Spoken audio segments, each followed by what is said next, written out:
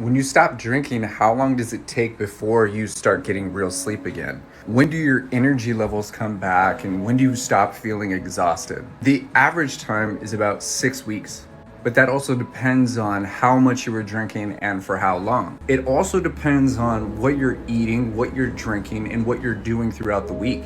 Because not poisoning yourself with alcohol isn't helping your body heal itself. Alcohol has been utilized as a fuel source. That's where your mind and body has been getting all of its energy from. So when you remove the fuel source, your mind and body need a new fuel source. It's incredibly important to drink as much water as possible.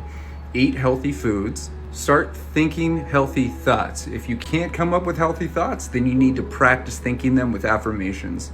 Your brain will eventually start believe all of those things and start producing healing properties. So if you work a lot or your job is physically demanding, not only is your body healing, but you're also exerting all of your remaining energy into just getting through the day. It is imperative that a majority of the choices that you make are based around, is this a good fuel source? Is this healthy for me?